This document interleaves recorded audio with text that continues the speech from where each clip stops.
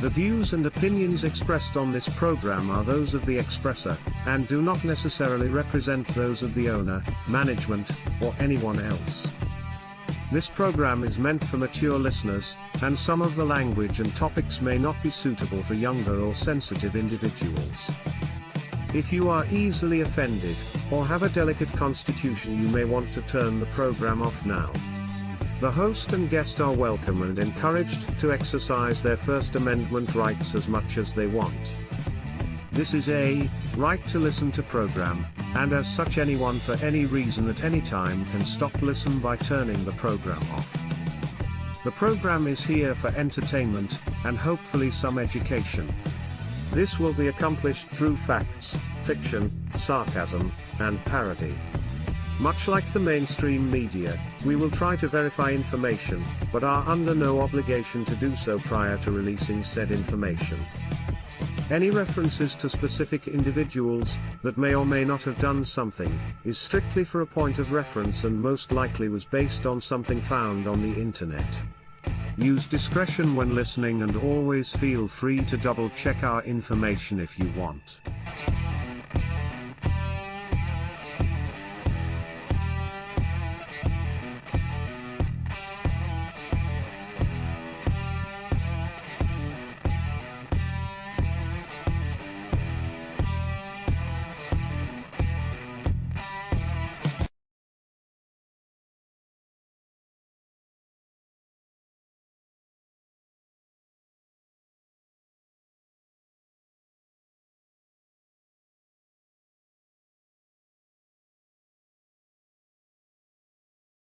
And welcome to Let's Talk It All. I'm Anvil. And I'm Jeff. And we're going to be talking about some of it at least tonight. And vodka. And vodka, not made in Russia. This is Connecticut. No, this is Connecticut. Connecticut vodka. We have dumped all our Russian vodka. We did. Dumped it. No longer Dumped have it. Russian vodka. Just like the Russian. Tastes like shit anyway. Yeah. Russian vodka tea party. Yes, it was the Russian Vodka tea party. Yes. Vodka party. Russian vodka party. Something like that. Yeah. Okay. Yeah. So, a lot has happened in the week we did our last broadcast. Yes, the Russians did invade. They did. They went across that Ukraine. Biden line in the sand and started taking it to the Ukrainian people. Well, they thought they were going to take it to the Ukrainian people. Yeah. Hasn't been working out very well for them at the moment. We are 5 days in. Yep, 5 days. 5 days in. 5 days in. They once again failed to take the capital city last night. Again. So that's a positive thing. That's the capital city of Kyiv. Right. Which is the Ukrainian pronunciation. Right. And actually... and Kiev is the Russian pronunciation. Yes. And the mayor is actually the former heavyweight champion of the world. And he is... one of the Klitschko brothers. And he has taken up arms. Yes, they both Klitschko brothers. Yes. And the current heavyweight champion. And former Miss World. Yes, Miss World. Or Universe. Miss Universe. And the chick from Ukraine was hot. Either way. Right. Either way. She's carrying a machine gun. This is turning into a celebrity... Right. Celebrity confrontation. Not that we don't look. So, no, not at all. We're impressed. Yes. Along with the Russian people, yes. The government's giving out AKs and ammo. Yep. Could you imagine that happening here? I can't. No. Well, no. The liberals thought, we can't do that. Children might get a hold of the guns. Because I'm pretty sure there's a good chance we fight our own government. They're not going to give us the ammunition and ammo to do that. Well, no, see if the roles were reversed and the Russians were invading here, the Chinese. I just don't see that happening. I mean, like the liberals be worried about the kids getting a hold of the machine guns. I would or some stupid shit like that. They'd rather have a Chinese boot on their neck than a kid possibly picking up an M16. I would say they won't have to. In theory, technically, we have a civilian standing army of 80 million. Well, no, it's just the point I was making. I get that. I understand that we are one of the most gun ownership countries on the entire planet. So we are good there. Sadly, out of the 350 million, only 80 million have the guns. Yeah. So, I mean, I guess it's women, children in that number, but so the bulk of the population does not have. Maybe we should just get together and take shit over then. 80 million of us with the arms, and the other ones don't have any guns. That is the whole premise behind infringing. Now that would be an insurrection. Now that, folks, what you call an insurrection. Okay, not just 80, not just 80 people at Capitol Hill, in Buffalo helmets and fire extinguishers, right? But with taking selfies and trying to steal the podium, which I think is just too funny. Yeah, I've been looking at that for eBay. I didn't see it yet, but someone can put it up there for eBay. But 80 million gun owners, and I'm sure they'll share. They got more than one. I've got more than one. Yeah, well, you do. Well, hand them out like candy. Here you go. Here you go. Trick or treat, motherfucker. Anyways, so Ukraine. We're going to start with Ukraine. Get that out of the way bright and early. If you are tuning in, at the bottom of our screen is the address for our show. If you want to jump in, you have a comment. Not our physical address, mind. No, not physical. No. It's our virtual reality show. You can also, if you're on Facebook or YouTube, type in comments to us, and with any luck, the system works, and we'll get those comments here, and we'll try to answer questions. But if you want to join the conversation, have something productive and constructive. The great thing about us is if we don't know the answer, I guarantee we'll make shit up just for you. Yeah, we'll give you an answer. We'll give you an answer. May not be the right one, but we will give you something. You can Google it, or you can just ask us. Probably get the same response no matter how you go about that. True. So Ukraine. So 5 days in. Yes. So I don't know if it was us or if it was some. I got a feeling it was probably us because we're just cowards sometimes. Some government official got a hold of Zelensky, who is the president of the Ukraine, and offered him safe passage out of his country. Yep. And his response is, "You need to send me ammunition, not a ride." Yep. You got to like that. That's a set of cojones on our boy. That you got to give him credit. He's kind of not a Donald Trump, but he was a reality actor or something, or he was in a reality show where he was the president of something, like president of the Ukraine, and then no one legitimately was running for the spot, and he ran for it. Is my understanding how he came into power. He really wasn't a politician per se, but he was an actor that played one on TV, and now he's playing one in real life, and he's got. I like Donald Trump. Yeah, okay, it's Mike Pence. Oh, Mike Pence. Sorry.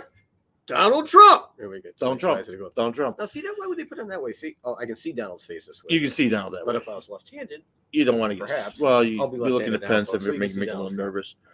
So, don't send me ammo. Don't send me a ride. This is not my cup. Well, it is now. It is now. Gave it to me as a gift, so I was not aware. I thought Donald was on both sides. No, because they're trying to be fair and balanced. Yep, fair and balanced. Just like the show. Fair and balanced. Just like this show. Some other interesting things coming out of this first 5 days. Apparently, there is a rogue. I think it's a MiG. I'm not sure what the number. MiG 28, MiG 26. It's a MiG 29. MiG 29 that has been labeled the Ghost of Kiev. Yeah. Kiev. Ghost of Kiev. And this is I don't know who he is. I don't know how he got his hands on a MiG. But so far, he's taken out 6 or 8 planes. Yeah. Now, here's the thing, and I want to I should stress this before we even started. The information that we're getting, that everybody's getting, whether it be from Fox or CNN, or the BBC, Big Black Hawk, whatever it may be, whatever news agency you're getting information from, you got to remember a lot of it's going to be incorrect. Now, and the reason I immediately brought this up was, the MiG. It was reported by more than one news agency. It was a MiG-29. Now, I have a problem with it being a MiG-29 because that's one of the newer versions of the Russians' top fighters, the MiG-29 Fulcrum. So for Ukraine to have that particular jet doesn't make a lot of sense to me. No, But so I'm just saying, just be careful. Right. They're going to get things wrong, and this could be one of the details that are absolutely. It could be a MiG-25 Foxbat or something like that, which is an older model. Which would make a lot more sense, to be honest with you. If you missed our opening, it was covered in the opening that, we use the internet for our content. So you really can't hold us liable for it. Yeah. So he's flying something fairly He's current. flying a jet. We're sure of. It's not a biplane. It's Yeah. not a crop duster. Yeah. This guy, whoever this guy is, the ghost of Kiev. Not the Red Baron. The ghost of Kiev is a certified ace. He's got at least 5 kills under his belt, and he's getting more. So gosh darn bless him. And you know what? This may just be some made up tale, but it's giving hope to the Ukrainian people. That's what a lot of this is. Yeah, well, anytime you can inspire your absolutely. people with horrific situations, whatever. It's always a good thing. What's interesting is I know we predicted on this show more than once. Oh yeah, that the Russians would invade, which they did, and that it would go very quick at first, but then I remember the correct terminology was used that it would be like they were stuck in mud. And they couldn't move forward and actually get pushed back. Like the airbase was taken and it got retaken by the Ukrainians. Right. I think it was in the second or third day. The Russian troops that are being used, and here's an interesting thing, and I don't think a lot of people know this. A lot of them were conscripts. They're new soldiers. They had no idea what was going on. They weren't really given a lot of orders up until the day of the invasion. And maybe that was to mask the movement. They were afraid of leaks or whatever. But these aren't career soldiers, put it that way. So I think the terminology that's used is, I saw convoys that actually ran out of gas. They ran out of gas. These armored personnel carriers are they're in Ukraine and they're out of gas. The Russian soldiers are pulled over on the side of the road, right? And the Ukrainian guy pulls up in his freaking car and he's like, bitching at him, and they're like, well, we're out of gas. He goes, maybe that's a sign you shouldn't be here. They're running out of gas. And they were told to conserve ammunition because they expected, it kind of goes back to World War II when Hitler made the mistake of, attacking Russia. It went very quick, very fast, very devastating at first. They took a shitload of ground. And Hitler had this idea that if you kicked on the door, the whole house would fall in. Yeah. Kicked on the front door, the whole house would fall in. That was his idea of what the Russian military was like. And I think the same thing has happened this time, reversal. I think the Russians had thought, well, we'll kick them in the teeth real hard in the beginning, and it will just fold. The Ukrainians will fold. And they are finding out that they're not just facing the Ukrainian military that's had years to prepare for this. Because, this happened in 2014, so they've learned their lesson. They have tactics and strategic situations I'm sure they developed just for this type of attack from Russia. I had one in my mind of what they were doing. And I think maybe after the war is over, the ceasefire is called, you're going to see, and as the details come out over the months and maybe even a year, you're going to see this is probably some of this strategy was used. I think what the Ukrainians did was they knew certain areas that they could hide, probably underground, wait for the Russians to advance past their points. They would have the civilians, the volunteer force providing cover fire, and that would fool the Russians thinking this is actually Ukrainian army that they're fighting. As they're engaged with the civilian force, the Ukrainian forces would come out of their hiding and attack them in the rear and wiping out whole units, literally whole units, by doing this procedure. I'm going to tell you, I think you'll see that. And this has not been on any news network. I'm just telling you what I think they did. Some of the strategies they employed is probably something very similar to what I just laid out. The Russian troops that are in there right now, there's convoys along the main fucking roads. I mean, like miles long. I think like 17 miles long of a convoy. I mean, like that's begging for like an air support to annihilate them. There's no air cover. Even the Russian, I don't know where the Russian jet fighters are because there's no air cover for these convoys. Well, and unfortunately, Ukrainians don't have much of an air force. I was going to say, I don't think Ukraine has much. Yeah, much. But my God, if anyone else gets involved, they could wipe out that invasion within probably 6 hours, 5 to 6 hours. They could not even that. I mean, 17 miles long, you would just take out that whole entire fucking convoy. And what's even more interesting is these are obviously IFR units. Okay, and if you don't know what IFR means, it means I follow roads in the military, meaning they don't know how to go through. And I'm making this up; it's a real terminology. All right, They don't know how to make their way through fields and forest, and they don't make. So they're taking the quickest, easiest route they can find, which is a road. And they probably have maps, or if the satellites are working, maybe they have Google. I don't know, but they're definitely I follow road soldiers. Well, right. So that's funny because, and again, I think you're right. I think Ukraine's been prepared for this. I think they've prepared the civilian population for this. But what's funny, you're talking about the I follow roads. And this was I saw the story within the first couple days, is that the Ukrainians started taking down all the road signs. Yeah.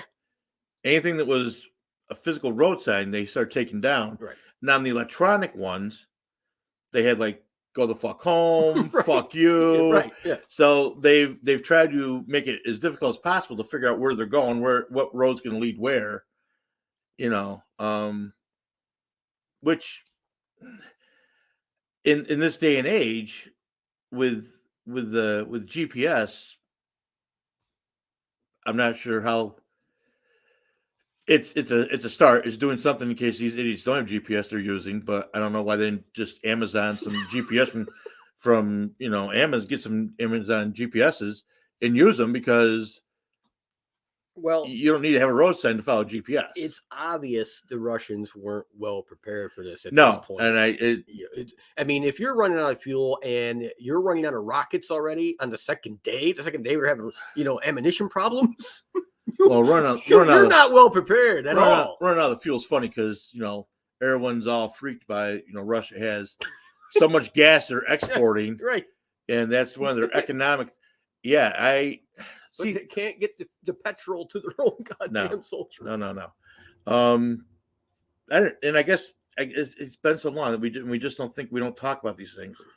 Putin's been in power for 22 years. That's a long time. 22 freaking years, and he's done this before. Yep. He's gone into other areas and invaded, taken them over, and there hasn't been a big little stink. Right. When he was using chemical weapons, I think Trump unleashed some cruise missiles at him. Yeah, but that I think that was a framing job, and we'll discuss that. Well, yeah, that was a framing job. That I can almost guarantee you that wasn't the Russians, believe it or not. That was a CIA job. But regardless, couldn't happen to a nicer guy. But anyways, it really was. But any incursion he's made in the past 22 years has gone unanswered. Yeah, and I think he was thinking Belarus? The same thing was going to happen. Right. And it's not. Other countries have finally joined in. Germany has closed its airspace to Russian aircraft. Turkey is blockading the waterway, the waterway side of Ukraine from letting ships in. The Russian people don't seem to be happy from reports I'm getting. Nope. The oligarchy, which are the Pelosi's and Schumers of Russia, aren't happy about the way it's going. Nope. So yeah, Elon Musk opened up his satellite system so they could have access to internet and things like that. In Ukraine. The EU has come up with $500 million in arms they're sending. Even Germany finally. Throwing some stuff out there. So and they're already at the peace tables. Right. I think today or yesterday they were talks started, and it's just not acceptable. Right. Talk started, but here's the kicker: the Russians are doing so bad that soldiers from Chechnya and soldiers from Belarus have come into the fight. I don't know if you know. I read about Belarus today. Yeah, and Chechnya as well. And some of these soldiers from the Chechnya side, they're pretty fierce fighters. They have a reputation because they fought the Russians for years, right? Before everything came back together. But regardless, so that just shows you a sign of desperation at this point of how bad the war is going for the Russians. From every, if you had everything in a notebook and you were comparing everything, artillery to tanks to air support, ground forces equipment, Russia should have rolled over them. This should have been a cakewalk. And that is the opposite, like I predicted. The opposite is happening. I think Russia will have to pull back. They're not going to give up everything they've taken. The most eastern parts they first took over, the ones that were disputed to begin with, I think they'll stay there. Mhm. But I have a feeling that they're going to have to pull back. There's no way that he can subdue this population. I mean, they're going to fight him with kitchen knives and shit. The soldiers be sleeping and be stabbed in their fucking throats. I mean, like, this is really how they're going to be fought. This is going to be guerrilla warfare, and I think he's starting to realize that. And the price politically, economically, socially that the Russians are going to pay is not a high enough. It's not going to trade off for him, and I think he'll realize that. And the only reason he brought up the nuclear weapon shit, everyone was freaking out. Nuclear, and that was just to keep. Not that Biden would ever do anything. God Almighty, talking about someone who's worthless. Jesus Christ, sorry God. I think he was worried that Biden would fold and give in to the war hawks and actually provide some real shit. No fucking around. Some manpower, if you will. Even air support, no fly zone, whatever. And I think that was the Russian, Putin's way of saying, look, if you do this is what I've got going. I'm not going to play around. And I think they scared Biden enough where he wouldn't do anything. It actually took the EU to embarrass us. They're the ones who put the sanctions on the banks, the main banks, the central banks. Then we followed suit 6 hours later because we saw them. We looked like a bunch of fucking idiots. We're not leading. We're not leading. We're not leading. We are following again. Imagine that. What a shocker. And again, you can say you want about Trump, but I don't think this would have happened. No, this will never happen. And if it was going this way, there'd been some different steps taken to take that. So the nuclear thing, and I wouldn't be surprised at this very moment in time, now that Belarus is involved and soldiers from Chechnya, it shouldn't come to a shock to anybody that if another foreign government, maybe the French, maybe Poland, one of these countries, I'm betting more on the French Foreign Legion, clandestine, trying to get involved without being officially involved in the fighting, to kind of even out the score a little bit. I wouldn't be shocked if there were soldiers that it wouldn't be the first time we've done this. We got involved in a war unofficially with ground troops. We've done it in the past. America has done it in the past. Other countries have done it in the past. It wouldn't come to a shocker to kind of, maybe even out the playing field just a little bit. So, advisors, as they're called. Advisors. they're more than advisors. Yeah, see, I was thinking about that when I drive home from work today. Just how there isn't a ghost squad or a shadow squad that, all of a sudden 20 of your best fighter pilots take vacation. Yeah. Somehow stumble across whatever it is, F-32s, F-35s, whatever, that are done up in the Ukrainian colors. And the Ukrainians opened it up to them, and I'll tell you how they did it. They said, if you want to come and fight for Ukraine, the president did, we'll give you the weapons. Come and see us. We will give you ammo. We will give you guns. That opens it up. Hey, I might be in the French Foreign Legion, but I'm also a citizen. I'm on my way. Hey, Paul, John, Lappe, come with me. They all, this is how it works. So. I guess they also have petitioned the EU to let them in. Yeah, the European Union. Things are crazy at the UN. I guess they've been protesting at the UN. Oddly enough, the country in charge of the Security Council this year is the Russians. Yeah, imagine that. Makes it tough to get a vote through the Security Council when the person running the Security Council is the Russians. There's some calls that had them booted out of the UN. I wish, you'd let us know if we figure out a way to get booted out of the UN as well. But yeah, getting booted out of the UN, that I don't know if that's the right move. That's really ratcheting it up. Oh yeah, it's pretty bad now. They're going to feel it's going to take a few weeks for the Russians to they're already running out of money, but You know, if you saw the line to Russia to ATM machines, there's no more money in the machine, dummies. There ain't more coming out, standing there for 8 hours pushing buttons. It's an ATM, not a printing press. Those are only available in the United States. So yeah, God bless Ukraine. Godspeed to them in their fight. I find it. I was thinking about this too today, where I find it very difficult to totally get my head around a country like Russia going to that. Not like, I mean, Russia one time was a super. I mean, Russia was like they were a superpower. Right. They still are to a when there was odd degree. Right. But it'd be like us invading Canada or Mexico. Not that we want to, but I couldn't see why.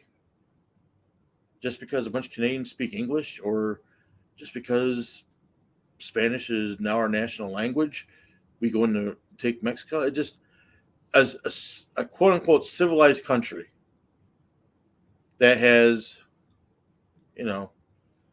come a long way from the Cold War and the Berlin Wall and all that stuff, to start this kind of aggression for no clear reason other than a land grab.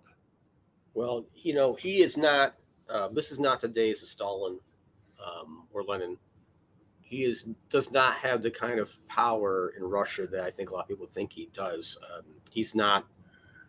There's going to be major repercussions for him personally on this when it's all said and done. Don't be surprised if he's removed from power. One way or the other. Yeah, no kidding. I mean, like, one way or the other. He's not Stalin. He doesn't have the kind of control Stalin has. It's not even close.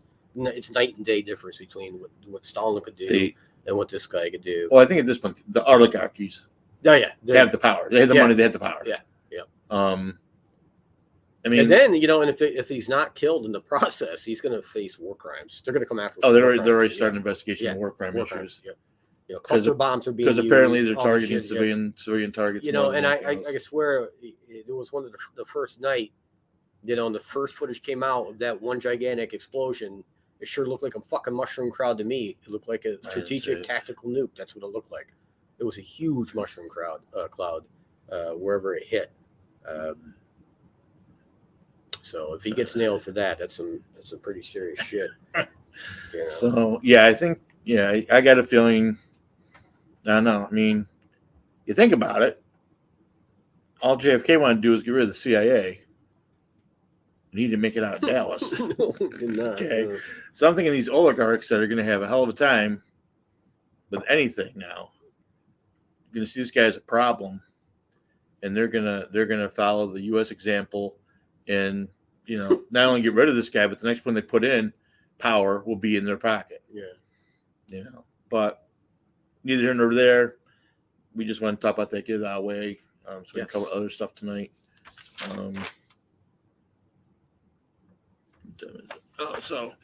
Just a couple other things that happened this week. We get this all the way, then we get into the alien stuff. I swear to God. Alien stuff. Alien stuff. Extraterrestrials. You did name it. Should have started out with the X-Files song tonight. We should have. I'll do it on the podcast. Okay. I'll do music on the podcast. So this week is the CPAC annual convention. That is the Conservative Political Action Committee. CPAC. You know who would be great to run for president? I know Trump won the freaking vote, the straw vote, whatever, blah, blah, blah. But Connie Rice. Yeah. Dude, she's Republican. Yeah. She's African American or black, whatever the hell they want to call today. I mean, she's a woman. Dude, she's conservative. She's smarter than shit. She'd be a great candidate. Nikki Haley is a running mate or something like that, or vice versa, one of the two. I don't care. Great, just killer possibilities. Well, right interesting. I don't know how much you were following the CPAC stuff this week. Yeah, well, okay. Interesting agenda. Friday night at the Reagan dinner event. And this is kind of like an invitation only. Yeah, we didn't get invited. We didn't get invited to this next year. The guest speaker was none other than Tulsi Gabbard. No shit. Democrat. I did not know this. They approached her, Matt, and can't remember his wife's name, who organize this every year. Matt approached her and said, "Hey, gonna sound crazy, but I'd love to have you come and do this." And she's like, "Hey, you're right. Sounds crazy. Tell me more." And she was the guest speaker at this, I won't say exclusive dinner event, but that's I could vote for the her. mover and shakers that are in the party, in the Conservative Party and Republican Party, were at this dinner event. It's called the Reagan Dinner event, I believe. Or it was in the Reagan Room or something. I don't know. But anyways, she was the guest speaker and spoke for about 40 minutes. Just incredible talk. Yeah, she's highly intelligent. She is a veteran, combat veteran. I think she's still current, active actually. Reserves. Former Congresswoman, obviously from Hawaii. I don't, I could never see her on the ticket per se, but I could definitely see her as appointed after whoever the Republican is going to win, because they're going to win easy. I mean, in 2024. But I could definitely see her as the UN ambassador. There's no doubt about it, like what Nikki Haley was. Mm-hmm. Nikki Haley knocked it out of the park when she was the UN ambassador, former governor. But I could definitely see Tulsi in that role. She's smart as a whip. Her speech was very direct and to the point. She didn't hold back, took shots where the shots needed to be taken. Yep. Talked about crazy stuff going on. Talked about crazy stuff going on in Ukraine. Need to say, Trump was the keynote speaker of the event, and his speech went just a tad bit longer. He was on about an hour and a half, I think. I got through 36 minutes of it as I'm driving into work. Trump is Trump. That's all I gotta say. He was funny. He had him eating out of his hand. I get it, that's his group, but I was really thinking about who the Republican, the possibilities for nominee for 2024, the people who would run. Obviously, Trump's at the top of the list. The Florida governor obviously is up there. Nikki Haley's up there. The young lady from North Dakota. Oh yeah. This is the governor. I can't think of her name off the top of my head. There's a lot of possibilities on the Republican side. To be honest, though, as much as I thought Trump did a great job in a lot of areas, maybe it is time to move on from Trump. I could get behind Nikki Haley in a heartbeat. There's no doubt in my mind she'd be a perfect candidate to become president of the United States. She has the experience, and she is so smart. And she's a veteran as well, I believe. I just think she'd be a perfect candidate. And being a woman, that'd be a big step for the Republican Party to have, your nominee to be a female. Right. But right. And I think whoever's going to be, they need to get out there now, and they need to get Trump in their corner. Well, either officially or unofficially. He's going to run. And I think that's what the problem is. He's going to run. And being the guy that lost, you're kind of given the man. I mean, you're pretty much assume that you're gonna be the nominee again. That's pretty much how it works. He was former president. He lost, and all right, he's going to be the nominee. This is how these things work. For the Democrats, it's not going to be Hillary Clinton. I really thought she had a chance, but now this Maxwell shit, it's going to engulf the Clintons. There's a lot more to this. It's going to get really nasty. She's going to sing like a canary, I think, to save her hide at least a little bit. But the Clintons are going to get dragged in that mud. And not Hillary, mind you, but Bill. He's going to get dragged in. The prince settled. Yeah. The Queen is going to, so offense, sorry, everybody. I really feel the Queen will pass this year. Prince Charles become King Charles. And I don't think he'd be king very long. He's old. He's an older guy. Yeah. He's up there. I mean, maybe 10 years, maybe, if he's lucky. And then the kid would take over. But regardless, when the Queen passes away, the prince there, when his brother, Charles will take over, but Charles isn't going to protect him, I don't think. I really think that he's going to be hung out to dry, and there's some major repercussions coming for that gentleman. But Bill Clinton will get caught up in that, and maybe the prince may sing. I don't know how it's going to work, but whatever happens, Hillary Clinton will not be the nominee. So that doesn't leave a lot of choices for Democrats. They don't have anyone that's good. They don't. They simply have nobody. We know it's not going to be Biden. He'll be done this end of this year. That leaves Harris, and she sucks, and they won't want her as the nominee. So she'll finish out the term. The year or two is left, and she'll be out. So that doesn't leave anybody. So as I said before, the perfect matchup, 2024. You got the president who felt he was robbed, okay, in Trump. Then you've got, this is the only guy, I think this would be such a great match, okay, because they both got a legitimate claim to the throne. Al Gore. Al Gore. Al Gore. You know, in the Democrats' mind, he was robbed, and maybe he was. Maybe he was. And and he did win the popular vote. He lost Florida by a couple thousand votes, you know, after it was retaliated like 10 freaking times. So, and the Supreme Court kind of stepped in and then kind of stepped back out, and that was the end of it. Again, the Supreme Court did not do their job like they didn't do it in the last election, by the way. So you would have you got two people who can claim that they were robbed, right? I mean, it'd be a very dynamic type of race. So, in my opinion, Democrats, if you're listening, Al Gore's your man. Well, hell, I'd vote for Al Gore. He's smart as shit. I was on his campaign. I worked on his campaign as a volunteer. Did you know that? I know. I heard. mentioned it before. I heard. Heard. So, start my Al Gore. see, I think Hillary's going to squeak out of this. Maybe not unscathed, but not enough to hurt her. She won't be. I think she will. I think she will. I think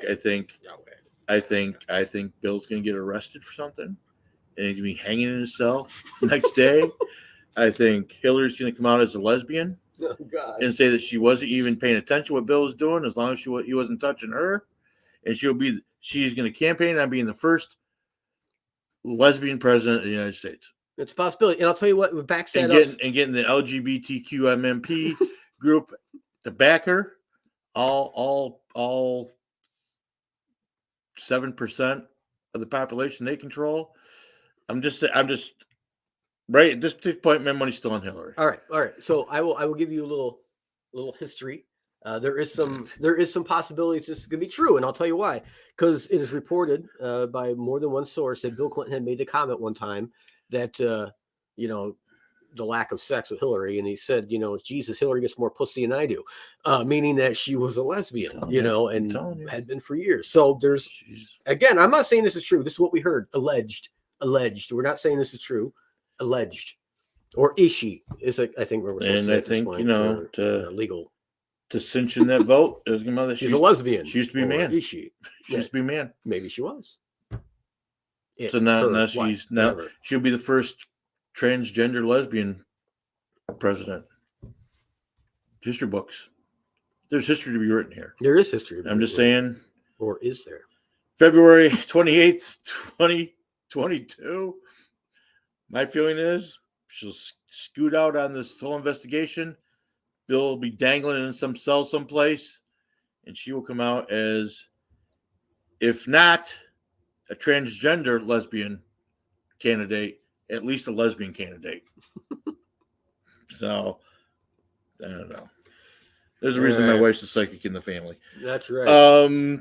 Couple of hot things. Apparently, our New York State governor has seen the light, and as of the 2nd of March, children will no longer have to be masked. In the mask mandates in schools, she's lifted them. I think she's put the mandate authority in the hands of the individual districts. Yeah, which is what she did when she lifted the mandate in the state. She turned around and left the mandates to the local municipalities and businesses to decide what they wanted to do. So she's trying to weasel out of that by saying, hands off. It's up to you guys. Now, could it be that people actually looked at the science and found out that what we were saying, that this mass shit is stupid and isn't doing anything? Is it possible people actually looked at the science instead of working off emotion? Or they could have just been listening to, they could listen to our show. Listen to our show, or what's his face there? Joe Rogan? Joe Rogan. Yeah, Joe Rogan. I was to say Dan Bongino, but he's a different guy. Same idea. Oh, they're trying to drag him through the mud over something today, actually. In regards to Ukraine. Trying to say he said something, I don't know. Well, they're saying Putin, I don't Trump's praising Putin. He's not. He said Putin was a smart man. I think he is.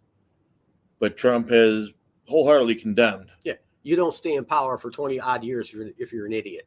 Well, Joe Biden stayed in politics 47. Well, you know what? I'm just saying. Right. No, saying. No, that's a good point. I mean, like the guy. Saying. And remember the first time he ran for president, he actually, and this is true, and it's a fact, and why the didn't he run a couple media, times?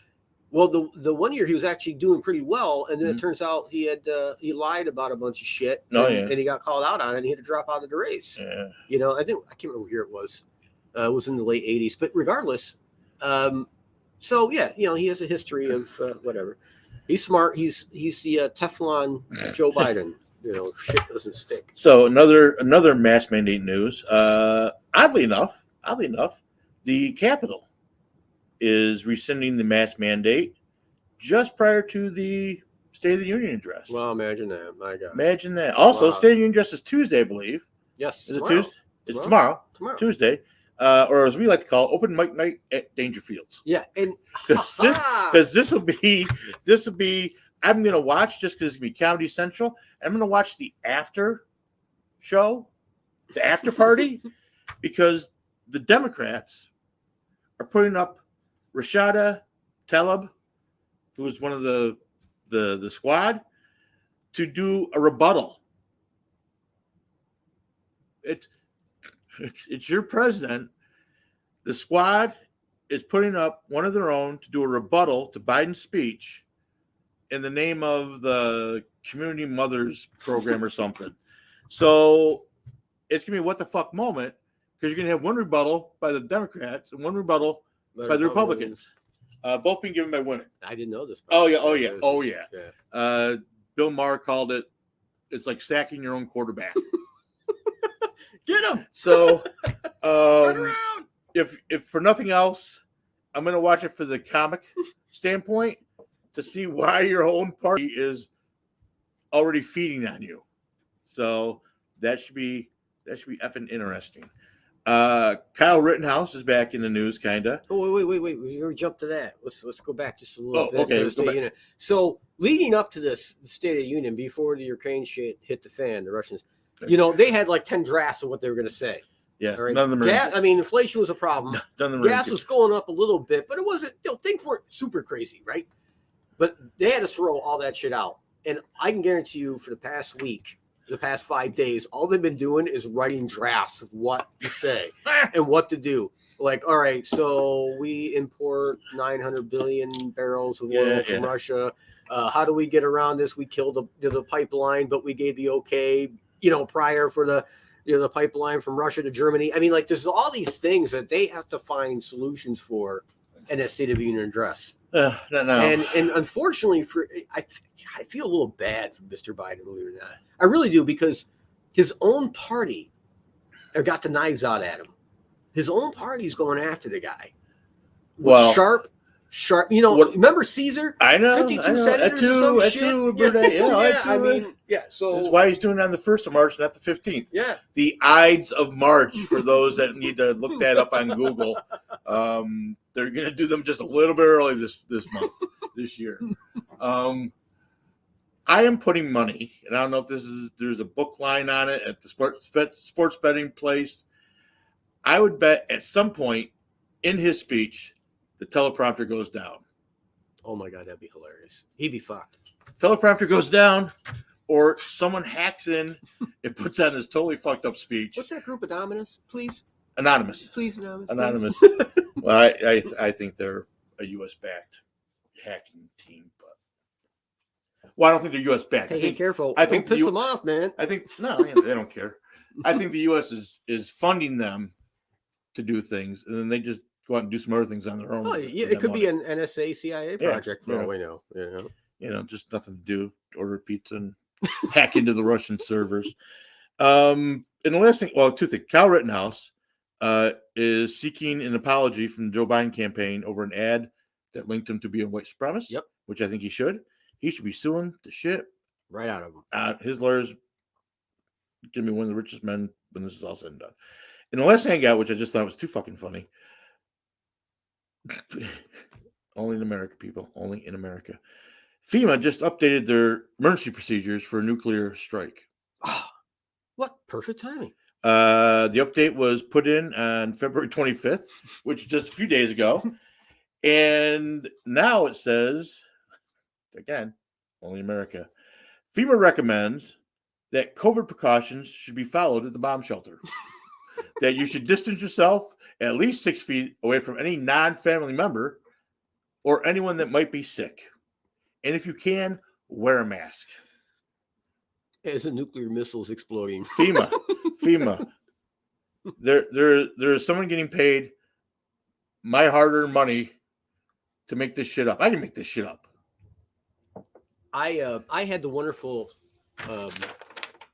opportunity to work hand in hand with FEMA for a while, and the level of incompetence I had to deal with was just, and these were government salary people, and it was just great benefits, great pay, and I just could not wrap my mind how these people got these jobs. They didn't know what the fuck they were doing at all. I mean, literally in the middle of a disaster, we got floods, we had all kinds of shit going on, and these idiots were just more red tape than you could shake a stick at. You know, and just stupid, just downright stupid, you know, and the stories I can tell, but I kind of confidentiality I can't. But well, I mean, good Lord,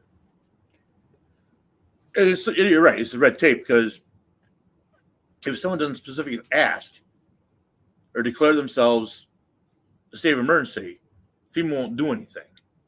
And I want to say this was the Katrina hurricane, and someone didn't ask or phrase it the right way, so FEMA's just waiting around. Wait a minute. Let me the manual out. Meanwhile, that's not the correct terminology. Meanwhile, Walmart has sent 36 trucks full of water down there to help and everything else. And I'm not toting Walmart, although at the time this happened, Walmart was still a decent company overall, but they've gotten worse. But anyways, so again, while the government has a circle jerk, private sector is taking care of business. You know, speaking of business, kind of go back just a little bit to your Ukrainian-Russian deal. Shell announced today that they're pulling out all their Russian oil contracts with Russia, which is huge. I mean, that's really a gigantic thing, and that's really awesome of Shell to do that. There are other companies that, I got to word this really careful. I can get myself in serious shit. There are other companies that have factories in Russia and sell a lot of goods in Russia that are based out of here in America and the EU for that matter. I would hope these other companies would follow suit and shut those factories down and pull their product. Well, I'm not going to name any particular companies, but they know who they are. If they do, that might be a little bit of a wink nod towards China to stay in your own country, and not fuck around right now. That's what I remember. I made the prediction that China was going to go for Taiwan this year. I still believe that's going to happen. Oh, I think they are too. Yeah, I did. I think they saw. Again, where's Biden? He's at his home. He's not even in the White House. He's in his home, in his basement again, hanging out. And that's where he hung out the entire time. Biden's in the basement. Well, that's where he's again. And I think the Chinese see this, and they view Taiwan as a different scenario as Ukraine. And the world, unfortunately, has always sided with China that there's one China policy, and this is China's way of really making the point: this is not Ukraine. This is Taiwan. It's part of China to begin with, and this is where the quagmire is going to come in. I think Biden will be forced to militarily respond to China. We're gonna have to. In Taiwan. No, I'm not saying we won't. We're going to have to. But that was kind of. It may not have been Putin's thing per se, but that was his kind of mindset too. Is that Ukraine used to be part of Russia? Yeah, but they're not. It's not the same thing. The Nixon policy. Only Nixon go to China. Right. That whole deal that we've always recognized the one China policy. We have for 50 years now. China should be one, and Taiwan's not really a country. And that's the view. That's the official view of America, of NATO, of most European countries. I think Denmark is one of the few that actually recognize Taiwan as an independent country, and they've suffered, trade issues with China. It might be maybe it's not Denmark. I may be misquoting. It's one of the smaller countries, Estonia, Lithuania. One of them have recognized Taiwan as an independent country. I get what you're saying. So it's a completely different scenario.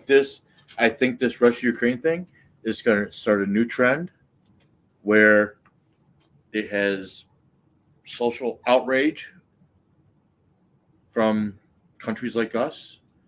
And I think people view Russia like they view China. China's very modern. They're supposed to be, Oh, China's going to pay a price. So they're not going to take Taiwan. I'm just saying. They're going to be repulsed. I think there's going to be more outrage about it, right? But than there would have been prior to this.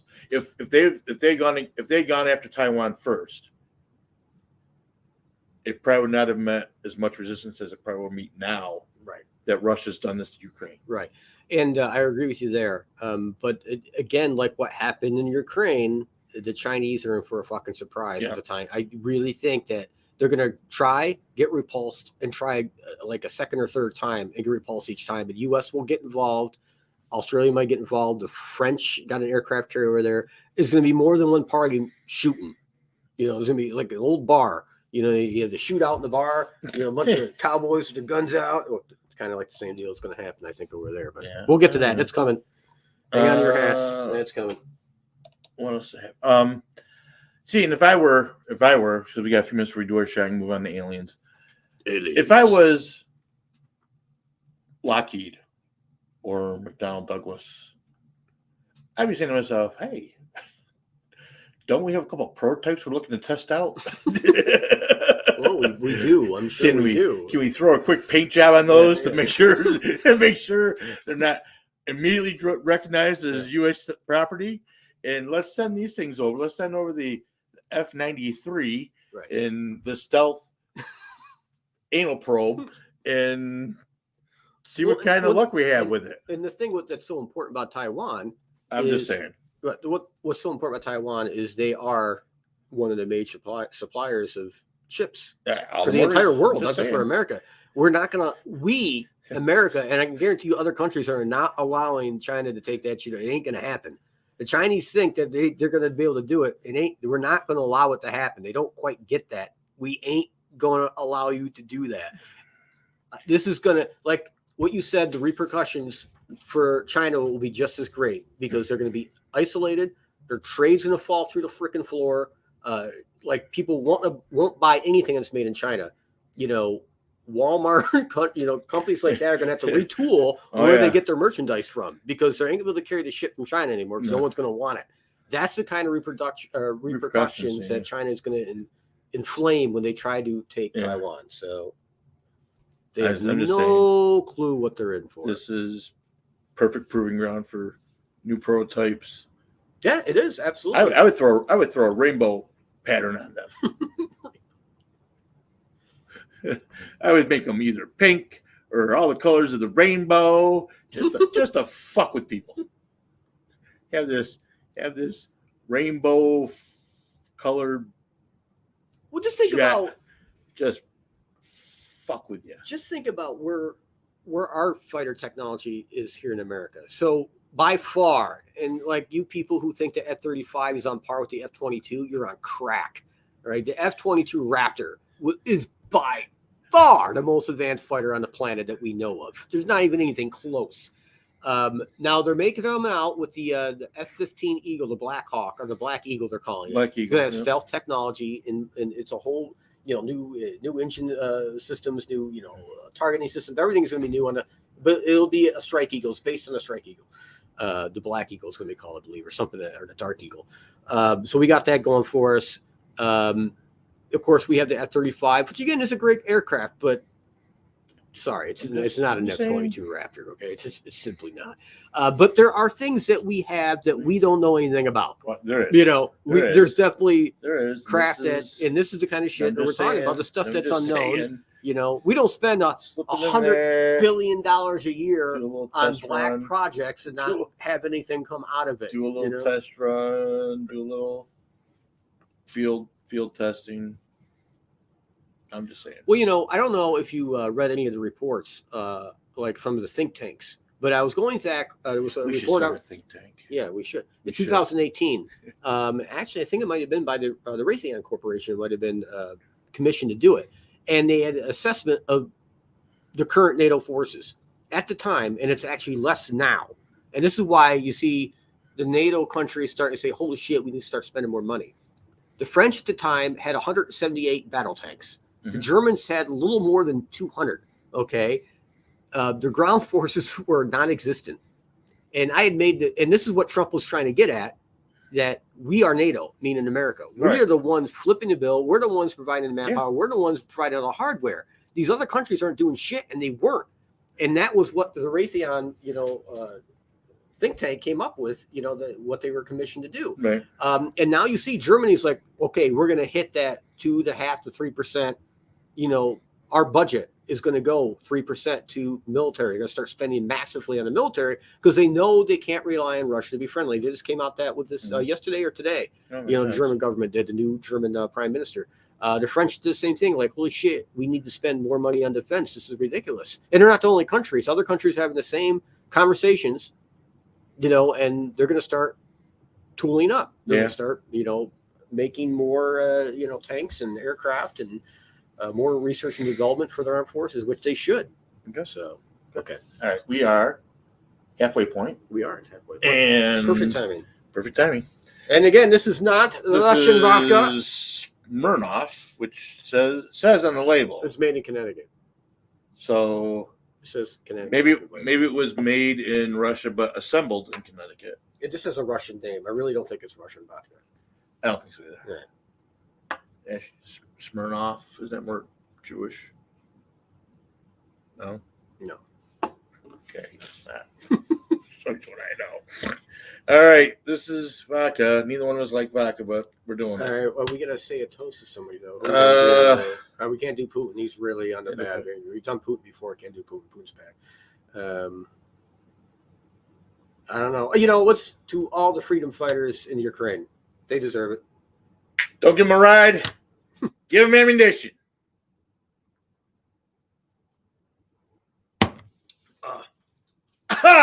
Yeah, that tastes like cough medicine. That wasn't bad, actually. I know. You want more? No. You sure? I'm about to. I'll drink the whole damn thing. I know you will. Yeah. All right, so we are at the halfway point. We are switching gears. Oh yes, we are. Tonight, extraterrestrials. Extra. This is what we've been talking about doing. I gotta put my reading glasses on. This is Jeff's area. Yeah, my area of expertise. So I have a lot of information to cover tonight, but I figured I kind of go down like some of the past with me and this stuff, and I titled this "Down the Rabbit Hole as Far as One Can Go." So, as I was thinking about the entire UFO alien mass of information locked in my little head, gathered over a 35-year period, I remembered why I took a long break from the entire subject many years ago, which I did. I took a long break from it.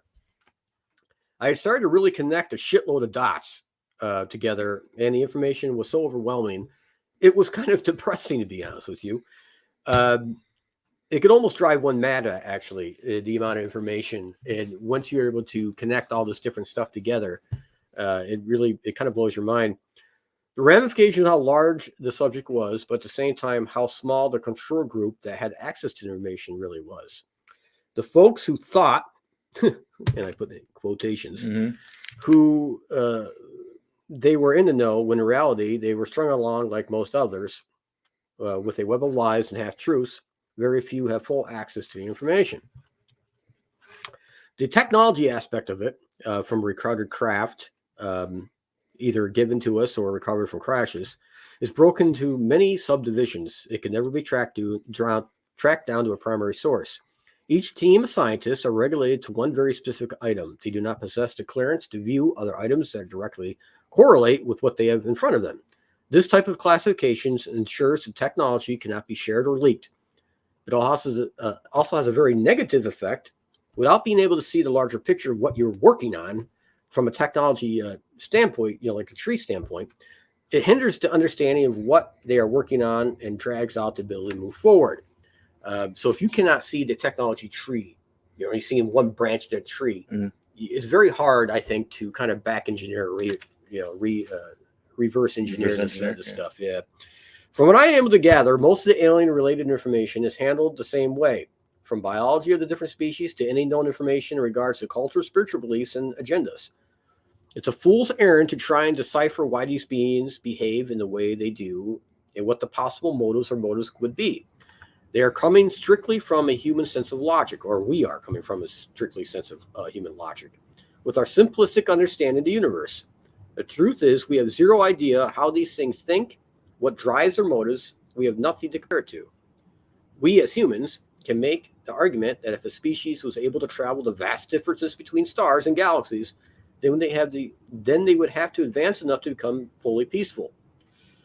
This could not be more ridiculous an idea in my point of view. We base this on our own standard of humanity, with this wishful thinking that someday we would evolve past our petty belief differences in tribal warfare, which we see isn't even happening today.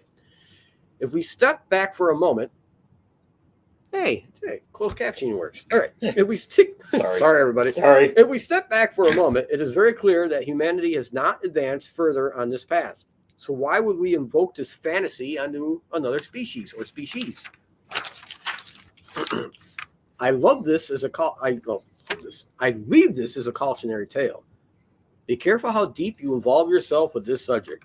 The enormous task of wading through truths, half-truths, lies, deceit, Freedom of Information Act documents, eyewitness reports, abduction reports, cattle mutilations, and the list goes on, will leave you thousands of questions for every gem of answer that you believe you have received. And that basically boils down the whole field of alien UFOs. Is there's so much information out there, and when you get and I call it a gem because you feel like, oh my God, I figured this out, and I was able to relate this with this document and this report over here and this thing in the past, and when you get that gem, it just that gem becomes another like thousands of questions just spawn out of that. It'll actually drive a person mad. It'll right up the wall. You actually have to take a break, so which I did. So now we're going to get to the Valley of Lies that feed the public. This is great. This is the videos that pop up that we all love to watch, and the specials. We're going to have a UFO special tonight, and we're going to have the footage from 1947 when an alien was dissected. And think Will Riker. Who played Will Riker? Jonathan Frakes. Jonathan Frakes from Star Trek actually did this one. So this was the alien autopsy. It was right 1995, 1998, somewhere in that range. And Jonathan Frakes was the host of the alien autopsy. So how this all became about, all right? So this guy named Ray Santelli claims he received the film from the original cameraman from 1947, Roswell, who was in the room with the surgeons when they were dissecting one of the dead aliens. Apparently, this gentleman lived in Florida, was well within his years, obviously. He needed money. He met a lady in his older years. He wanted to get married, something, buy a yacht, who knows, but he sold the film. Of course, this is the story. I'm not saying this is true. This is what the story is. So, anyway. So, Ray Santelli and his partner in crime, Spiros, believe it or not, Melrose, were able to provide the documentation of the film, the 1940 film, material to be dated correct for 1947. What I mean by that is the actual film that was recorded on was from 1947 or dated close to be in that date range. It could have been within a 5-year period, which gave a lot of credibility that this could be real.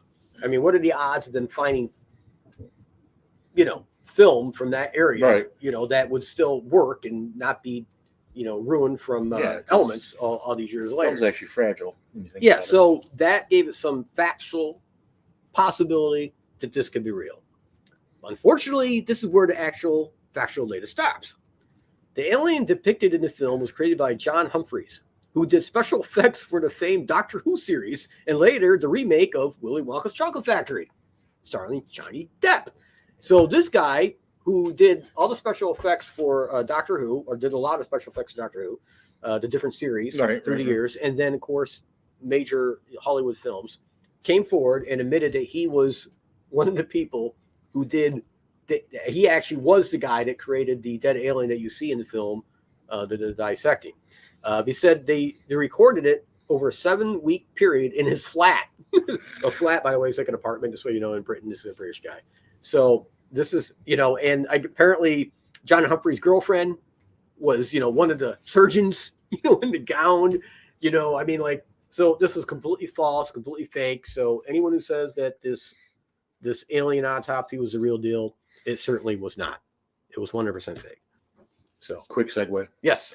Apparently, there's a gentleman that's come forward that says he was in the Sasquatch suit during the filming. The Patterson Gibbon? Yes. Well, he'd be like the 10th person now to say that. I'm just saying. Right. So, okay, we'll skip that real quick. I'm just saying. Right. There's about 10 people now. Well, there was 9. Now we'll make it 10 that claim that they were the guy in the suit. Right. Now, here's the problem with all that. And this is why I love this film. Over the years, and you know this, you deal in this field. The more times you copy something, the more degraded it gets. Right. All right. So you see these documentaries and the Patterson Gibbon film. It looks the Bigfoot's distorted. You can't make out a lot of details. It was, let's see, within the past 5 years, the widow of Mr. Patterson actually still had the original video. All right. Locked up. She released it. And again, I may be just wrong. It's one of the 3. It was either Discovery Channel or the History Channel, or there might be one more, but one of the 3 of those channels got a hold and they did a documentary, and they went frame by frame and reconstructed for the Bigfoot special using that data. And what you saw in that film, and next week I'll have the correct did it and where you can watch it. That film is so precise and so clear, it's scary. You can make out the breast, you can make out the jaw movement, you can see the muscles moving in the back. It was obviously a female Sasquatch. Yep. There's the movement of the and here's the big thing, is the locomotion of the creature, and especially on the enhanced original version of this film now, is you can see how the gait and how it walks. What they did is they also took a basketball player, I think more than one, and they use computers to try and generate, these little probes and shit they hook up to you, and they can laser it, and they can get all these different points, and trying to get the athletes to walk in the same way, in the same gait as the Sasquatch did in the Patterson Gibbon film. Nobody could duplicate it, because the locomotion of how the leg comes up and the foot comes up at the knee joint and at your ankle it's non-human. Humans cannot make that movement. Proven fact, not debatable. It's not a man in a suit. A man cannot do that. It doesn't leave a lot of possibilities. Yeah. It doesn't leave a lot of possibilities at the point. Once you eliminate the obvious, how improbable or impossible the remaining reality is, that's the truth. Occam's razor. Sherlock Holmes. Yeah, that too. So, he got that from Occam's razor. But anyway, all right. Occam's razor was something else. You sure? No, it's the same thing. Occam's razor is something else. No, look it up. Occam's razor? Yeah. The simplest answer is usually the right answer. Yeah, but once you eliminate, look it up. That's the whole terminology, and he'll say it on the show. All right. So now we're going to move into 1997. The alien interview out of Area 51. A person named only as Victor provided the footage. Now, this is some great stuff. How he got the footage out and his true identity has never been revealed, nor has anyone come forward to claim they helped or participated in the creation of the video that you see in the alien interview from Area 51. Now, it's been 25 years since that footage come out, and no one's taken responsibility for being one of the doctors that are filmed, trying to assist the creature, making the creature puppet, if you will, Filming it, no one, 25-year period, with 0 people claiming responsibility for any aspect of it. So if you want to watch real alien, I believe this is a real video. It's called The Alien Interview out of Area 51 by a man named Victor. Watch it because, again, 25 years and no one's cracked. No one's come forward. Nobody, not a single thing. It just, to me, that screams that it's authentic. What's it say? He's looking it up now. The scientific and philosophical rule that in titles should not be multiplied necessarily, which is interpreted as requiring that the simplest of competing theories be preferred to the more complex. So the simplest answer. There's more to it. Come on. Or the explanation of unknown phenomena be sought first in terms of quantities. Yeah, that's. Yeah, Arkham Razor, simplest. That's simplest. The other one's Sherlock Holmes. The other is Sherlock Holmes. Anyways, not just looking it up. All right, kids. Okay, We'll find out for sure. But that's, anyways. Right. Regardless. Right. Someone said it. Right. Somebody said it somewhere. Someone said it somewhere. Again, this information on the show is never always right. So, okay. We move into another false tale of epic proportions. This is my favorite. This is the kind of shit I love because you have these UFO, get-togethers, these paragons, whatever you want to call them. You know, science paracons. Yeah, you know the terminology. Crypticons. Yeah. So Ufacons. Yeah, whatever. There you go. That's one of them right there. So they're all over the place. Ufacons. They're big out west, by the way. Really big out west. Yeah, it's big out west. So people go to these things and they're already pre-wired to believe in UFOs and aliens, right? Abductions. They're pre-wired for it. Oh, yeah. They're, in their minds, 100% real. You're not going to convince them otherwise. And this is how it works. So we're going to start with what I believe was written just for these people. The Alien Interview, book by Lawrence Spencer, the Matilda McElroy story.